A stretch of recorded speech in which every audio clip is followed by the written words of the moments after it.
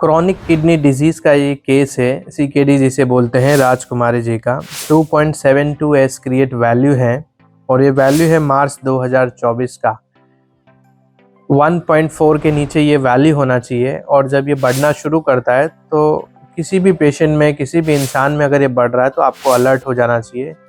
Kidney risk zone में है, danger zone में है। जैसे जैसे बढ़ता जाएगा किडनी आपकी डैमेज होती जाएगी और इसका बढ़ने का मतलब ही हुआ एक्चुअली कि आपकी किडनी डैमेज हो रही है। सो जब इसकी वैल्यू 10, 11 या उससे ज़्यादा हो जाती है, कुछ केसेस में 8, 9 पे भी पेशेंट को डायलिसिस आ जाता है एंड फिर वो एक बार डायलिसिस का साइकिल शुरू होता है तो कंटिन्यूअस चलता रहता है।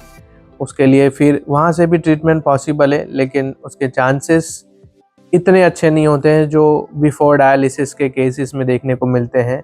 अगर आपका वैल्यू 2, 3, 4, 5, 6 है तो इस केस में बहुत ही अच्छा रिजल्ट मिलता है। सो आप अगर अवेयर रहते हैं, अलर्ट रहते हैं और सही समय पे अपना ट्रीटमेंट शुरू करते हैं तो आप डायलिसिस से बच सकते हैं। आइए इस केस को देखते हैं जहाँ पे वैल्यू है 2.72। सो एस क्रिएट वैल्यू मार्च को है 2.72। इनका treatment Brahma homeopathic healing and research centre में शुरू हुआ। जो भी इनके साइन एंड सिम्टम थे वो धीरे धीरे सेटल होते गए। मोस्टली इडीमा रहता है, पेडल इडीमा शो करेगा, वीकनेस शो करेगा, थोड़ा पफिनेस शो करेगा। इस स्टेज में जब वैल्यू इतना रहता है तो अभी इनका जब ट्रीटमेंट शुरू हुआ, इनको प्रॉपर मेडिसिन दी गई, डाइट वगैरह प्लान किया गया, इनकी लाइफस्टाइल में जो भी करेक्शन है इन्हें प्रॉपर गाइड किया गया। और यहाँ पे मैं दूसरा रिपोर्ट शो कर रहा हूँ मार्च के बाद। ये जून का है, 21 जून का, राजकुमारी जी।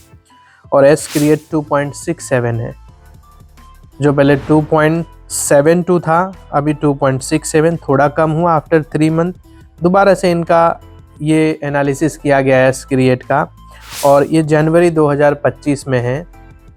जनवरी 2025 में ये 2.18 शो कर रहा है। सो 2.72 से मार्च में शुरू हुआ, लगभग 10 महीना जितना हुआ और 10 महीने के इलाज के बाद 2.18 शो कर रहा है। और आप देखेंगे 3 ही रिपोर्ट मैंने प्रेजेंट किया। जनरली हम इसका रिपोर्ट हर महीने 2 महीने पे करवाते रहते हैं, तो मैंने सिर्फ 3 रिपोर्ट यहाँ रखा है। सो 2.72 से स्टार्ट हुआ, 2.67 का एंड देन 2.18 का है।